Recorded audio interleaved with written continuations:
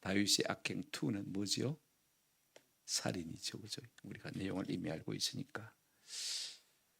참 우리는 성경에서 참으로 충격적인 사건을 접하고 있습니다. 그럴 수 없는 사람 다윗이 말입니다. 간음죄를 짓고 살인죄를 지었다는 그런 이야기입니다. 우리는 여태까지 다윗이 하나님 앞에 참 올곧게 바로 사는 모습만 보았습니다. 과연 성군이다. 6장에서 자기가 왕이지만은 하나님이 왕이다는 증표로 그죠? 하나님의 궤를 모셔왔습니다. 7장에 하나님이 요구하지도 않았는데 자원해서 하나님의 성전을 지어드리겠다고 한 사람입니다. 8장에서 다윗은 하나님이 아브라함에게 약속하신 영토를 생각하고 그 땅을 취하기 위해서 정복전전한 것을 볼 수가 있습니다. 그래서 하나님께서 어디로 가든지 다윗이 이기게 하셨다는 사실을 성경이 말해주고 있습니다. 9장 10장에서는 뭐 했습니까? 나 같은 사람을 왕으로 세워서 은혜를 베푸신 하나님의 은혜를 생각하면 나도 은혜 베푸는 삶을 살아야 되겠다 생각하고 사울의 손자 머비보셋에게 은혜를 베풀고 그죠? 그 다음에 암몬 왕 나하스의 아들 한온에게 은혜를 베푸는 것을 우리가 색깔해 보았습니다. 그런데 11장에서 다윗이 지금 전장에 나가서 적군과 싸우고 있는 장수 우리아의 아내를 취해서 간음하는 것을 볼 수가 있습니다. 그리고는요, 이 죄를 덮기 위해서 우리아를 최일선에 보내서 전사하게 만드는 살인죄까지 저지르고 있는 것을 우리가 보게 되었습니다. 이로 말미암아서 다윗은 죽을 때까지 하나님의 징계와 연단을 받는 것을 11장 이후로 우리가 살펴보게 될 것입니다. 왜 그러면 성경은 이와 같은 어두운 면을 우리에게 드러내고 있는가 하는 것입니다. 다윗 같은 인물도 그렇게 큰 범죄를 저질렀는데 우리 같은 인간들이야 뭐 어쩌겠냐. 당연히 그럴 수 있지. 우리를 스스로 자위하라고 자조하라고 이 본문을 기록한 것은 아닙니다. 다윗 같은 성군도 넘어졌으니 우리 같은 연약한 인생은 100번 1000번 넘어질 수 있다. 그러므로 깨어 마라 경성해라 하고 우리에게 경고로 주는 말씀이라는 것을 우리가 꼭 기억했으면 좋겠습니다. 다윗의 생애 가운데 중요한 두 사람이 있었습니다. 이 두 사람은 뭐 불신자들도 다 잘 알죠, 그죠? 한 사람은 골리앗이고 한 사람은 바세바입니다. 한 사람은 남자고 한 사람은 여자입니다.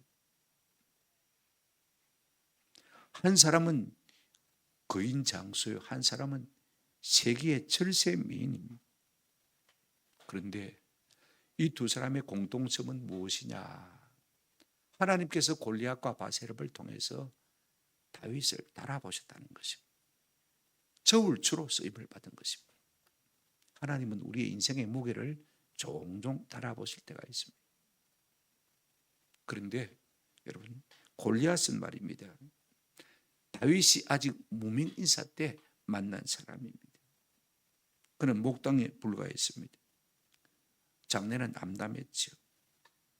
그럼에도 불구하고 그때가 다윗이 가장 성령 충만할 때였습니다. 이로 다윗이 골리앗을 이기고 전쟁의 영웅이 되어진 걸 잘 알고 있습니다. 그런데 다윗이 바세바를 만났을 때는 왕이었고 성공의 절정에 이르렀을 때였습니다. 그러니까 영적으로 가장 어두울 때였습니다. 결국 그는 바세바를 이기지 못하고 무참히 무너지고 만 것을 우리가 오늘 본문을 통해서 보게 되었습니다. 다윗이 어렵고 힘들 때는 그의 영혼이 참으로 맑고 깨끗했습니다. 그러나 다윗이 환경이 풍요롭고 평안했을 때는요, 그의 영혼은 어두운 밤을 만나고 있었던 것입니다. 다윗은 주변 모든 나라들은 정복했지만은 자기 속에 있는 자기의 정욕은 정복하지 못했던 것입니다. 이런 타락은 언제 나타났느냐? 다윗이 평안하게 되었을 때, 잘 될 때 나타났다는 사실인 것을 우리가 꼭 기억할 필요가 있습니다. 이제 우리가 다윗이 악행을 살펴보면서 좀 도전을 받았으면 참 좋겠다 하십니다. 경각심을 가지는 것이 참 좋겠다. 이것이 다윗의 문제만은 아닙니다. 모든 힘 있는 사람의 동일한 문제이기 때문에 그렇습니다. 첫 번째로 우리가 다윗의 악행과 하나님의 말조를 생각해 보려고 합니다. 긴 겨울의 우기가 끝나고요, 이제 봄이 돌아왔습니다. 물리적인 봄뿐 아니라 다윗의 마음에도 봄이 찾아왔습니다. 빼꼼히 마귀가 문을 열고, 그죠? 다윗의 마음을 지금 들여다보고 있는 그런 시점이 된 것을 우리가 볼 수가 있습니다. 다윗의 방심을 보실까요? 1절입니다. 그 해가 돌아와 왕들이 출전할 때가 되면 다윗이 요압과 그에게 있는 그의 부하들과 온 이스라엘 군대를 많이 보내니 그들이 암몬 자손을 멸하고 라빠를 에워싸고 다윗은 예루살렘에 그대로 있더라라고 말했습니다. 해가 돌아와서 이제 봄이 되었다는 말입니다. 그죠? 고대 중동 지방은요, 겨울에는 전쟁을 안 합니다. 유일하게 우기가 있다면 우리는 여름에 비가 많이 오는데 그들은 겨울에 비가 옵니다. 겨울에 비가 오면 진창이 되어지고, 진창이 되어지면 군사들이 이동할 때도 힘들 뿐 아니라 수레들이 움직일 수가 없습니다. 늪에 빠졌을 말이에요. 이제 봄이 돌아오니까 이제 다시 전쟁이 시작되어진 것을 볼 수가 있습니다. 지금 이스라엘이 누구와 싸우고 있습니까? 암몬과 지금 싸우고 있습니다. 그래서 봄이 들어오고 전쟁의 시기가 시작되어지자 요압 장군이 군사를 거느리고 이제 암몬을 치고 이제 마지막 암몬의 모성인 라빠를 지금 에워싸고 있습니다. 보위하고 있습니다. 암몬이 무너지는 것은 이제는 시간 문제인 거예요.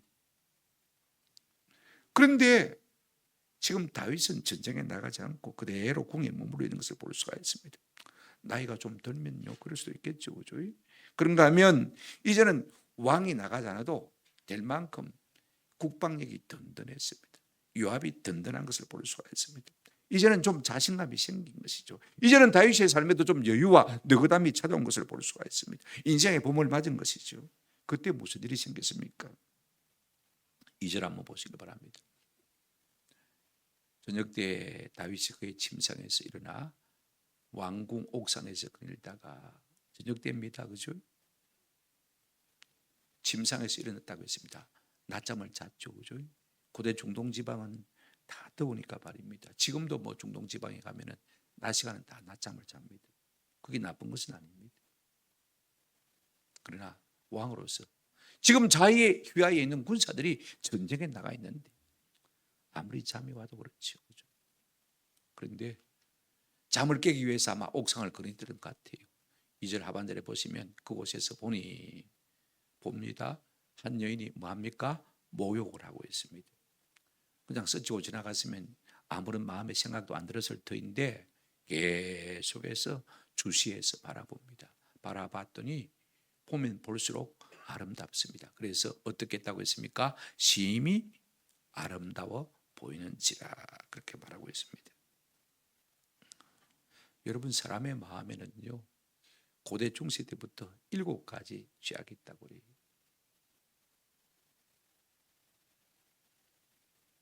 요즘 새로 나온 책 광고를 하는 걸 제가 보니까 우리 마음에 있는 7가지 괴물이라는 책이 새로 나왔더라고요. 제가 그 관심이 있으니까 살려고 지금 딸막거리고 있습니다. 조금 시간이 지나야 책값이 싸지니까 바로 나온 거 사면 조금 그죠, 비쌉니다. 교만부터 시작해가지고 7가지 죄악을 말하고 있는데 한가운데가 뭐냐면 나태입니다. 나태, 게으름.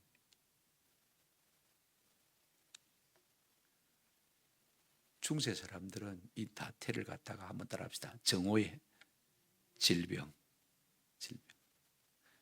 다 낮잠을 자니까. 이 나태를 정오의 질병이라 그렇게 부른 것을 볼 수가 있습니다. 낮잠 자는 분들은 잘 들어놓으시길 바랍니다. 정오의 질병, 영적 질병. 나태해지면요, 영적 감각이 자꾸 죽어가는 것을 볼 수가 있습니다. 게을러지면요, 영적 감각이 자꾸 죽어가요. 한가해지면 영적 감각이 자꾸 죽어가는 것을 볼 수가 있습니다. 뭐만 살아남습니까? 육적 감각만 살아나게 되는 것을 볼 수가 있습니다. 옥상을 거닐다 보니까 지금 한가하잖아요, 그죠? 여기 뚫레 저기 뚫레 바라보고 있다가 보니까 저 민가에 말입니다. 옥상에 왕궁이 높은 곳에 있으니까 한 여인이 자기 집 우물가에서 목욕을 하고 있는 모습을 보았습니다. 그냥 스치고 지나갔으면 되는데 계속해서 바라보는 것을 볼 수가 있습니다. 응시했습니다. 눈여겨 바라본 것입니다. 여러분 오래 바라보면요, 원함이 생기잖아요. 그래 보니까 오늘 본문에 어떻게 보였다고 했습니까? 심히 아름다워 보였다고 했습니다. 금지된 것일수록 더 아름답게 보이는 법입니다. 창세기 3장 6절에 보면 하나님께서 금하신 동산종학의 선악과 그죠? 하와가 마귀의 말을 듣고 딱 보니까 여자가 그 나무를 본 적 뭐한도 하고 보암직도 먹음직도 하고 보암직도 하고 지혜롭게 할 만큼 마다고요 탐스러운 것입니다. 지금 다윗이 우물가에서 모욕을 하는 여인을 보니까 심히 탐스럽게 보인 것입니다. 우리가 보는 것 참 조심해요. 이수광이가 쓴 경어자편에 보면 목용단이라는 말이 나오는 것을 볼 수가 있습니다. 눈을 단정히 두라는 말인데 아주 참 제가 좋아하는 말이 있어서 가는 곳곳마다 제가 옮겨서 놓고 있는데 잘 한번 들어보시길 바랍니다. 눈은 마음의 깃발이다. 보는 것이 높으면 마음도 따라서 올라가고 보는 것이 낮으면 마음도 따라 내려온다. 대개 보는 것이 단정하면 마음은 절로 바르게 된다. 보는 것이 사람의 마음가짐이다. 이렇게 말하고 있는 것을 볼 수가 있습니다. 16세기 사람들도 그걸 깨달았어요. 지금 다윗은요, 하나님의 은혜로 평안하게 되어지지 않습니까? 그죠? 7장에서는 평안하게 되어진 다윗이 하나님의 성전을 지어드리겠다고 했는데 그 평안이 지속되고 계속되니까 정오의 영적 질병에 걸린 것을 우리가 볼 수가 있습니다. 쾌락의 눈이 점점 열리게 되어진 것을 우리가 볼 수가 있어요. 여러분, 우리가 교회 성도들은요, 어려울 때보다도 평안할 때 참 좋습니다. 왜냐하면 그때가 넘어지기가 참 쉬운 때이기 때문에 그렇습니다. 계속해서 바라보니까 다윗의 재성이 발동을 했어요. 3절 보실까요? 다윗이 사람을 보내 그 여인을 알아보게 하였더니 그가 아뢰되 그는 엘리압의 딸이요 햇사람 우리아의 아내 바세바가 아니니까 아니리라고 했습니다. 지금요, 이 다윗이 옥상에서 모욕하고 있던 여인을 본 것으로 그치지 않습니다. 자꾸 바라보니까 뭐가 생겼습니까? 마음에 원함이 생겼습니다. 그러면 원함이 생기면 그것으로 끝나야 되는데 그 다음에 어디까지 나갑니까? 멈추지 않습니다. 사람을 보내서 그 여인이 누군지 알아보게 만드는 것을 볼 수가 있습니다. 좋은 구경했다 하고 거기서 멈춰버려야 되는데 멈추지를 않는 거예요. 진도가 계속 앞으로 나가는 것을 볼 수가 있습니다. 왜 알아보게 하는 것입니까? 마음에 이미 흑심을 품고 있기 때문에 그렇습니다. 지금 다윗의 마음이 급해요. 정욕이 불탑니다. 우리 속에 이런 생각들이 일어날 수는 있지만요, 계속해서 그 생각이 머무도록 그냥 내버려 두서는 안 되는 것입니다. 여기서부터 사달이 나기 시작하는 것을 볼 수가 있습니다. 그래 심부름을 간 신하가 갔다 와서 뭐라고 대답하고 있습니까? 예, 우리 같으면 이렇게 대답했을 것 같습니다. 이름이 바세바인데요, 나이는 30살이고요 과연 가서 보니까 절세 미인입니다. 이렇게 대답했을 것 같은데 오늘 이 신하는 참 충신입니다. 뭐라고 대답하고 있습니까? 한번 보십시오. 그가 아래되 엘리압의 뭐요? 딸이요. 햇사람 우리아의 아내 바세바가 아니니까. 가족 관계를 지금 말하고 있는 것을 볼 수가 있습니다. 이 말이 참 중요해요. 원문은 평성문인데 거의 대부분의 번역들이 부정 의문문으로 사용하고 있는 것을 볼 수가 있습니다. 아니니까 그렇게 번역했습니다. 본문의 의도를 가장 잘 실는 맛깔스러운 번역이라고 생각이 되었죠. 참 번역을 잘했어요. 근데 이게 여러분 무슨 의미입니까? 보십시오. 그 예를 보내 알아보게 할 때는 그 아래에 엘리암의 딸이요 햇사람 우리아의 아내 바세바가 아닙니까? 우리가 그럼 이게 무슨 말인지 좀 이해를 해야 되지 않겠습니까? 그죠? 자, 보실까요? 성경을 보시면 사무엘하 23장 8절 34절 39절입니다. 여기 보면 다윗의 용사들의 이름은 일하다 그랬죠. 이제 쭉 해서 34절 넘어가 보십시다. 조금 넘겨주세요. 34절, 예, 앞에 다시 34절. 마가 사람 손자 아하스베의 아들 엘리발렉과 길로 사람 그 다음에 누굽니까? 아이도벨의 아들 누구요? 엘리암. 아이도벨은 들어봤고 그 다음에 엘리압은 잘 못 들어갔을 것입니다만은요. 아이도벨의 아들 엘리암과 그 다음에 헷 사람 누구요? 우리아라 이상 총수가 37명. 다윗의 장군들 가운데 37명이 있는데 그 중에 한 사람이 누구라고요? 아히멜렉의 아들 누구요? 엘리암. 그 다음에 또 누구요? 헷 사람 우리아. 37명의 다윗의 장수들 가운데 두 사람의 이름이 들어있는 것을 볼 수가 있습니다. 그런데 엘리암은 누구냐면 아히도벨의 아들입니다. 그러면 바세바는 누구냐?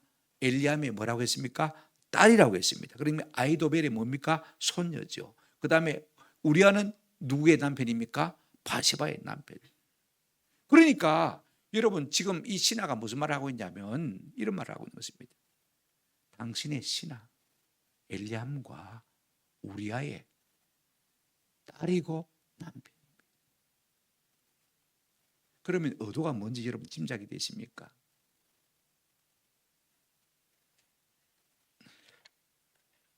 지금 무슨 말을 하는 것 같습니까? 지금 하나님께서는요, 이 다윗의 신하를 통해서 다윗을 만류하고 있는 것입니다. 우리 같으면 얘 이름이 바세바고요, 나이는 30살이고요, 참 절세미니티다 그렇게 표현해서 맞는데 가족 관계를 덜미고 있는 것은 무엇 때문에 그렇게 말하고 있는 것입니까? 왕이시여, 그 여인에게는 손대지 않는 것이 좋겠습니다. 당신의 충실한 부하들의 딸입니다. 진짜 충신입니다. 지금 왕이 성적으로 발동이 걸렸는데 그걸 멈추어 서게 한다는 것은요, 신하가 할 도리가 아닌 것입니다. 생명을 내는 것이죠. 하나님은 자기의 신하를 통해서 지금 다윗을 야야 접어라, 접어라. 네가 손대서는 안 될 여자다 만류하고 계신 것을 볼 수가 있습니다. 그러면 좀 생각을 접어야 되는데 브레이크가 안 걸려요. 충성스러운 용장의 딸이고 충성스러운 용장 우리아의 아내라고 지금 말을 해주었습니다. 우리가 창세기 19장을 보게 되어지면 하나님의 천사들이 롯의 집을 방문하지 않습니까? 저녁답에 그 성에 있던 소돔성에 있던 비류들이 깡패들이 말입니다, 롯의 집 문 앞에 찾아와서 난리 났습니다. 낮에 왔던 그 남자 둘 꺼내라는 것입니다. 우리가 그들과 상관하겠다, 동성애하겠다 그 말인 것입니다. 하나님께서 그들 눈을 어둡게 만들었습니다. 와, 내 눈이 안 보이노? 나도 안 보인다, 야. 집단적으로 안 보입니다. 그럼 어떻게 생각이 되겠습니까? 우리가 이 나쁜 짓 하려고 하다가 하나님 앞에 천벌을 받은 모양이다 하고 어떻게 되겠습니까? 집으로 돌아가야 되는데 집으로 갈 생각 안 하고 우리가 창세기 19장 11절 한번 보시기 바랍니다. 문 밖에 무리를 대소를 막론하고 그의 눈을 어둡게 하니, 그 다음에 이런 말이 참 중요합니다. 같이 한번 읽어보십시오. 시작. 그들이 문을 찾느라고 헤매었더라. 눈이 안 보이면 아이고 우리가 처벌을 받았구나, 집에 빨리 가야 되겠는데, 집에 가자, 그래야 되는데 어떻게 한다고요? 계속해서 롯의 집 대문 문을 찾고 있습니다. 한 번 걸린 성적인 발동이요 끊어지지 아니하는 것을 볼 수가 있습니다. 결국 그래서 그들이 망하고 만 것을 우리가 잘 알고 있지 않습니까? 하나님이 우리에게 어떤 깨달음을 주시고 어떤 사인을 주시고 우리를 만류하는 말씀을 주시면요, 좀 우리가 스톱할 수 있어야 돼요. 멈출 수 있어야 돼요. 우리의 잘못된 생각들을 접을 수 있어야 돼요. 반드시 하나님께서 하나님의 사람이라면 누구를 통해서든 그런 기회를 주실 것입니다. 아멘? 그러면 돼요. 그만해라. 가까운 사람을 통해서 틀림없이 말씀해 주실 것입니다. 아이고, 애당초 그건 말이 안 되는 일이다. 아예 접어라, 포기해라. 그렇게 하나님께서 충성스러운 시간을 통해서 알아듣게 만류를 해 주셨어요. 그런데 여러분 4절 보시기 바랍니다. 다윗이 전령을 보내어 그 여자를 자기에게로 마게 하고요 데려오게 하고, 그 여자가 부정함을 깨끗하게 하였으므로 더불어 마고요 동침하고, 그 여자가 자기 집으로 돌아가니라. 멈추질 않습니다. 기었고 뭡니까? 데려오게 합니다. 데려와서 뭡니까? 부정함을 깨끗하게 하였으므로 더불어 마고요 동침하고. 일이 끝나니까 돌아간 것이죠. 동침할 생각을 접지 않은 것을 볼 수가 있습니다. 여러분, 요셉은요 더 훨씬 더 청년의 정욕을 가졌던 이제 20세 후반입니다. 그죠? 그럼에도 불구하고 그의 주인인 보디발의 아내가 크게 동침하자고 붙들고 늘어졌음에도 불구하고 옷을 벗어놓고 뭐 했습니까? 도망갔는데, 지금 다윗은 신줄입니다. 이제는 뭔가 사리를 분별할 수 있고, 그죠? 육체의 정욕도 제할 수 있는 그런 삶임에도 불구하고 오히려 요셉은 도망갔는데 다윗은 그 일을 적극적으로 하고 있는 것을 우리가 볼 수가 있어요. 왜 그럴까? 사람이 권력이 있으면요, 힘이 있으면 죄짓기가 참 쉽습니다. 돈이 있으니까, 힘이 있으니까.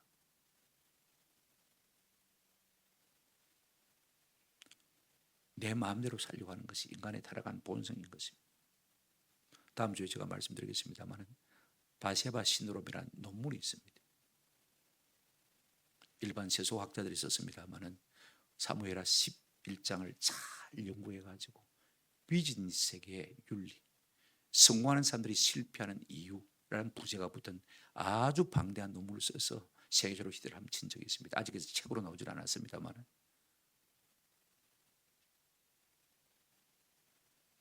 주로 권력 있는 사람들이, 힘 있는 사람들이요, 이런 방종에 빠지기 참 쉬운 것을 볼 수가 있습니다. 성도는 권력으로 사는 사람이 아닙니다. 영적 권위로 사는 사람인 것입니다. 그러면 영적 권위는 뭐냐? 권력은 뭐냐? 차이가 뭐냐? 여러분, 권위는 자기를 내려놓을 줄 아는 것입니다. 자기를 내려놓을 줄 모르면 그것은 권력이 되어지는 것입니다. 하나님이 말씀하시면요, 얼마든지 자기를 내려놓을 수 있는 것이 영적 권위가 되어지는 것입니다. 지금 바시바의 남편이 우리아가 지금 전쟁에 나가 있다는 소식을 듣자마자 다윗이 더 담대해졌습니다. 데려오라 그러고. 그리고는 스스럼 없이 동침합니다. 왜 여인이 모욕을 했을까요? 날이 더워서 샤워한다고 그런 거 아닙니다. 생리가 끝났기 때문에, 부정함이 다 끝났기 때문에 마침 딱 그렇게 되어지는 거예요. 모든 것이 다윗의 뜻대로 순조롭게 되는 것을 볼 수가 있습니다. 그리고는 여인이 집으로 돌아갔습니다. 하룻밤의 쾌락으로 끝이 난 것이죠. 일장 준모로 생각하고 다윗도 아마 잊어버릴 것 같습니다. 그런데 그것으로 끝난 것이 아닙니다. 얼마 지나지 않았어요. 청구서가 하나 날아왔습니다. 5절 보실까요? 어떤 청구서가 날아왔습니까? 그 여인이 임신함에 사람을 보내 다윗에게 말하여 이르되 내가 뭐하였나이다? 임신하였나이다. 임신시키려고 한 것도 아닙니다. 그죠? 마침 벼란이 되어서 자연스럽게 임신이 되어버린 것입니다. 그 나이에 뭐 자식 낳으려고 했겠습니까? 야고보서 1장 15절에 욕심이 잉태한 적 뭘 낳고요? 죄를 낳고, 죄가 장성한 적 뭘 낳는다고요? 사망을 낳는다. 성경이 하나도 그런 말이 없습니다. 여러분, 이 다윗이 바세바와 하룻밤을 잤고 이제 아이가 임신이 되었다면 뭐만 남아 있습니까? 들키는 일만 남아 있습니다. 죄를 지었으면 당연히 들켜야 되죠. 근데 지금 다윗은 왕입니다. 왕이라도 백성과 하나님 앞에서 신임받는 왕입니다. 우리가 다윗의 입장이라고 생각해 보십시오. 내가 하룻밤 실수를 했는데 여러분 어떤 생각이 들겠습니까? 내가 힘도 있고 권력도 있으니까 어떻게든지 뭐 하겠다? 덮어야 되겠다. 숨겨야 되겠다. 도대체 어느 여자야? 남편이 누구야? 우리 아래 전쟁에 나 있는 우리아 장군? 아니 왕이 자기 신하의 아내를 뭐가 답답해서 범해? 여러분 사람들이 그렇게 속도거린다고 생각해 보십시오. 다윗의 체면이 말이 아닌 것입니다. 여태까지 다윗이 하나님 앞에서나 사람 앞에서 쌓은 공론탑이 한순간에 와르르 무너질 수가 있는 것입니다. 그러므로 다윗이 해야 될 일이 무엇입니까? 자기가 한 일을 하는 것입니까? 숨기는 것입니다. 은폐하는 것입니다. 감추는 것입니다. 다윗은 왕이니까 힘을 가지고 권력을 가지고 얼마든지 숨기고 감추고 덮을 수 있을 거라고 생각했습니다. 그런데 그게 내 마음대로 되는 것은 결단코 아닙니다. 두 번째로 우리가 생각할 것은 이것입니다. 다윗의 은폐와 하나님의 만류입니다. 자 보십시오. 바세바가 임신을 했습니다. 청구서가 들어온 것이죠. 이 소식을 듣고 다윗이 당황하기 시작한 것을 볼 수가 있습니다. 오늘 본문에 당황했다는 말은 없지만은요, 그가 덮기 위해서, 그죠? 그 죄를 감추기 위해서 빠르게 수두른 것을 보면 틀림없이 당황했을 것입니다. 제 흔적을 지우기 위해서 여러 가지 시도를 하는 것을 볼 수가 있습니다. 오늘 본문 보십시오. 1차 시도가 뭐냐면 6절부터 8절을 보시기 바랍니다. 다윗이 요압에게 기별하여 헷 사람 우리아를 내게 보내라 하며 요압이 우리아를 다윗에게로 보내니 우리아가 다윗에게 이르매 다윗이 요압의 안부와 군사의 안부와 싸움이 어땠는지를 묻고 그가 또 우리아에게 이르되 내 집으로 내려가서 발을 씻으라 하니 우리아가 왕궁에서 나가매 왕의 음식물이 뒤따라가니라고 했습니다. 요압 장군에게 야 우리아 휴가 좀 보내. 내한테 보내 그랬습니다. 그래서 우리아가 영문도 모르고 왕궁에 왔습니다. 왔더니 왕이 묻습니다. 세 가지를 물었죠. 보세요. 7절에 보시면 뭘 묻습니까? 요압이 잘 있나? 요압의 안부를 묻습니다. 군사들은 잘 있나? 싸움은 어떠냐? 여러분 다윗은요 날마다 전령을 통해서 전장의 상황을 보고받고 있는 상황입니다. 다 알고 있는 이야기예요. 의례적인 질문하는 것을 볼 수가 있습니다. 할 말이 없으니까. 지금 우리아를 앞에 놓고 자기가 죄를 지었는데 뭐라고 말하겠습니까? 하고 싶은 말은 딱 이것밖에 없습니다. 보십시오. 덮비를 가르칠 테니까 집에 가서 좀 쉬어라. 마누라하고 좀 즐기라. 왜 그렇게 하는 것입니까? 그래야 자기가 지은 죄를 말할 수 있습니까? 덮을 수 있습니다. 자기가 씨를 뿌려놓고 이제는 마치 우리아가 씨를 뿌린 것처럼 덮으려고 하는 것을 볼 수가 있어요. 그래서 우리아를 전선에서 불러서 특별 휴가를 준 것입니다. 그리고는 음식물을 내보냈습니다. 음식물 만든다고 시간이 없으면 안 되니까 그죠? 그러니까 음식물까지 따라 보낸 것을 볼 수가 있습니다. 9절 보시기를 바랍니다. 그런데 이게 다윗의 생각대로 잘 안 되어집니다. 내가 왕이고 권력이 있으면 마음대로 할 수 있을 것 같지만 안 되어져. 안 되는 것이 하나님의 은혜이기도 합니다만은 같이 한번 읽어보십시다. 시작. 그러나 우리아는 집으로 내려가지 아니하고 왕궁문에서 그의 주의 모든 부하들과 더불어 잔지라. 왕궁이니까 경비하는 군인들이 있어야 되겠죠. 경비대대가 있어야 될 것입니다.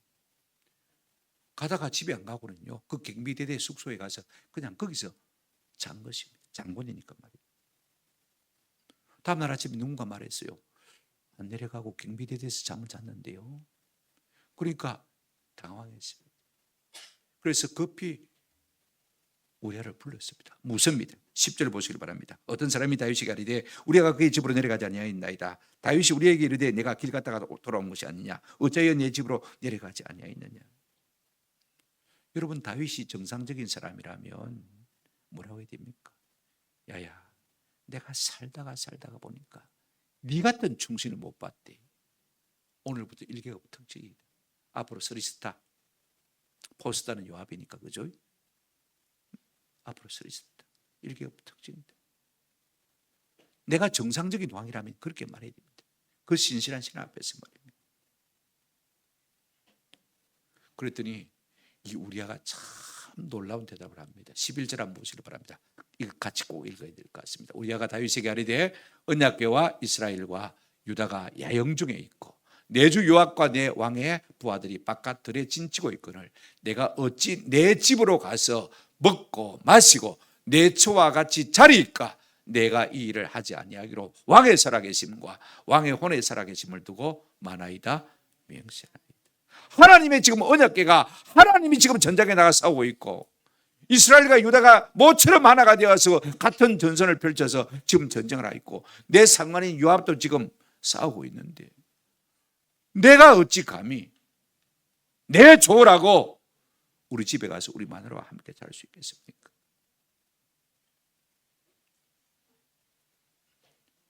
여러분, 참 대단한 정신 아닙니까?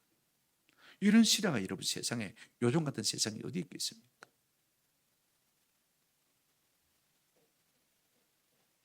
네, 여러분 다시 한번 생각해 보십시다. 여기서 하나님의 만류가 또다시 나타나는 것을 볼 수가 있습니다. 신하가 휴가를 줘도 집에 가서 앉아있다고 그래요. 하나님도 전쟁에 나가 있고 온 이스라엘 군대가 전장에 나가 있고 내 상관도 지금 전쟁에서 싸우고 있는데 내가 어떻게 편안하게 발 뻗고 잘 수 있겠습니까? 이 말을 들었을 때 다윗이 아마 식은땀이 주르르 났을 것입니다. 그럼 나는 뭐지?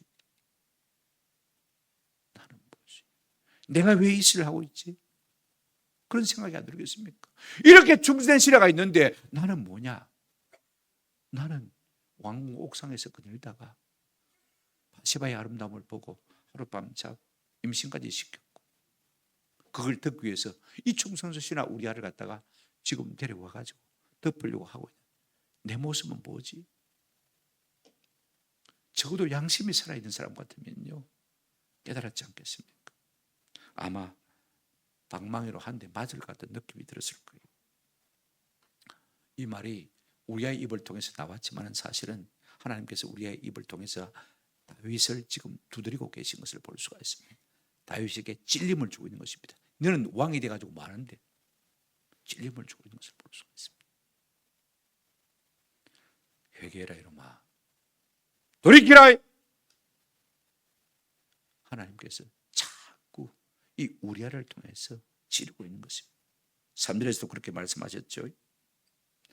만약에 다윗이 이 우리아의 말을 듣고 그래 나는 신하보다 못한 왕이 돼가지고 이래 되겠나, 우리아를 보내놓고 하나님 앞에 회개하고 통회하고 자복했더라면 우리아를 죽이는 때까지 모는 살인자는 되지 않았을 것입니다. 살인죄는 짓지 않았을 것입니다.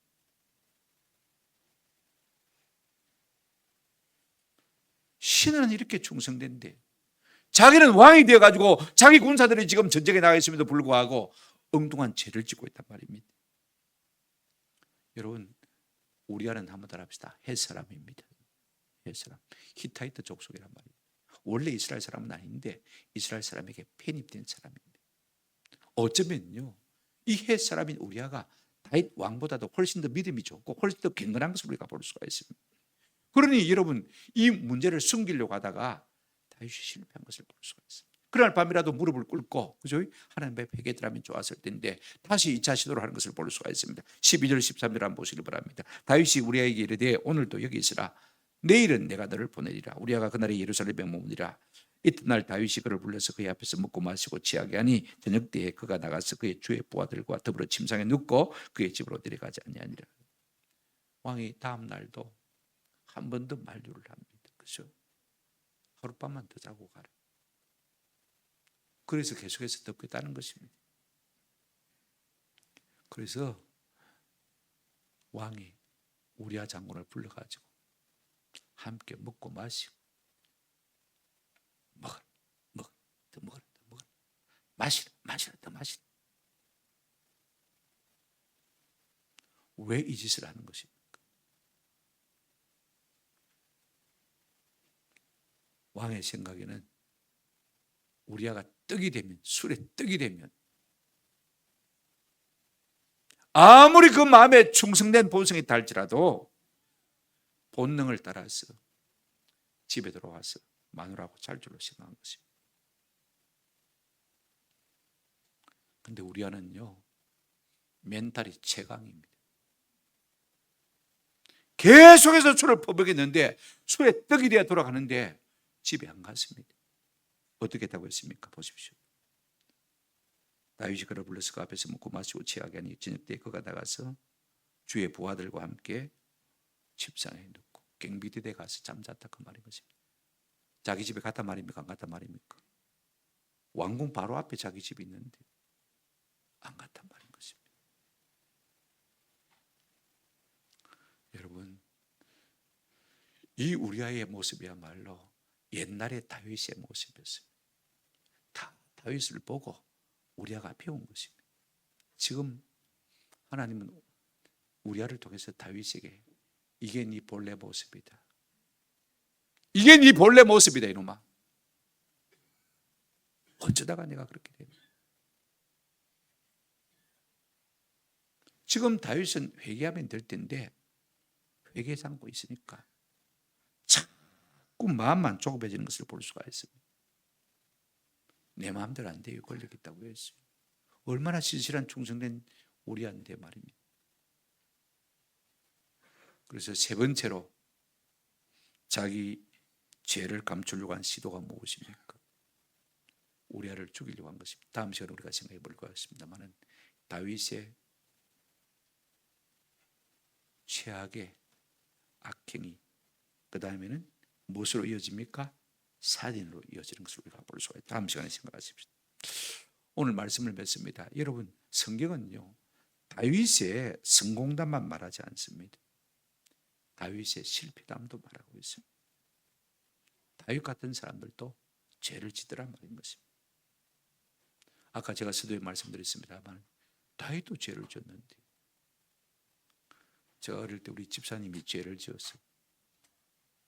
목사님이 불러서 책망했습니다.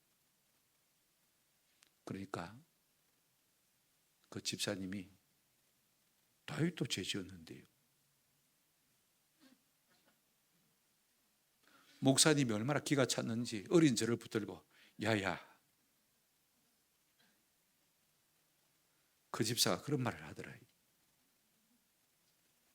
마누라 하나 두고 딴 마누라 얻어가지고 사는데 뭐라 했더니 다윗도 그랬는데요, 와요 이러더랍니다. 우리 목사님 저보고 그러더라고요.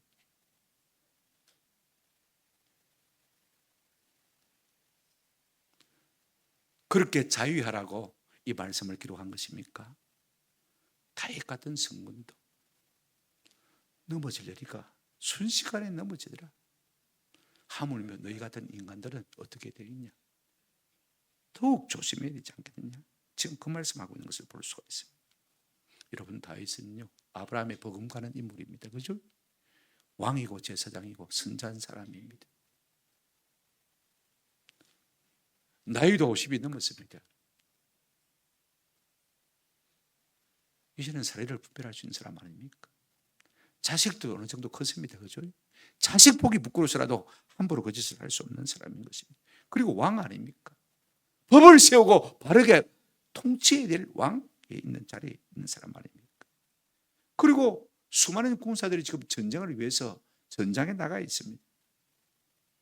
그런 상황에서 왕이 어떻게 그와 같은 일을 할 수 있는 것입니까?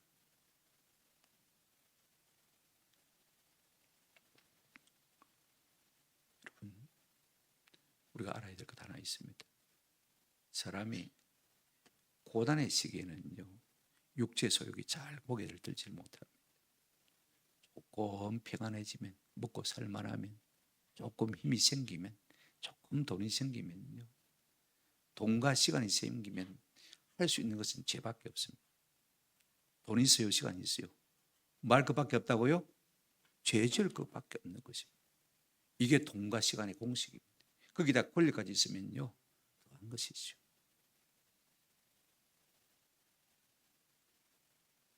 로마서 8장, 갈라디아서 5장에 보게 되어지면 우리 속에는 육체의 소욕, 성령의 소욕이 서로 싸우고 있다고 했습니다. 우리가 고난 가운데 있을 때는요, 육체의 소욕이 고기를 들지 못하다가 평안해지면 육체의 소욕이 성령의 소욕을 이기고 고기를 들기 시작하는 사실을 꼭 기억하십시다. 이제는 다윗이 인생의 봄을 맞았습니다. 자녀도 그렇고 나라도 그렇고 왕위도 그렇고 평안합니다. 봄 돌아오니까 모든 것이 평안해지니까 마음이 싹 열린 거예요. 육체의 소욕이 고개를 썩 내밀기 시작한 것을 볼 수가 있습니다. 그 전까지는요, 날마다 전쟁하지 않으면 안 되는 다윗에게 무슨 그런 일이 있겠습니까? 오늘 우리는 어떤 환경입니까? 육체의 소욕이 발동하기 좋은 환경입니까? 아니면 성령이 우리 속에서 활동하기 좋은 환경입니까? 혹시 너무 좋은 환경 가운데 있다면 우리가 다윗을 반면교사로 삼았어요. 그죠? 아, 다윗도 넘어졌는데 내가 조심해야 되겠군.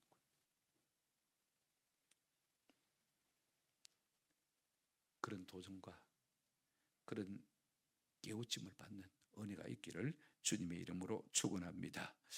찬송 한 장 같이 부르고 기도하도록 하겠습니다. 찬송가 350장입니다. 우리들이 싸울 것은 혈기 아니요 350장 1절 2절만 부르고 잠시 기도하고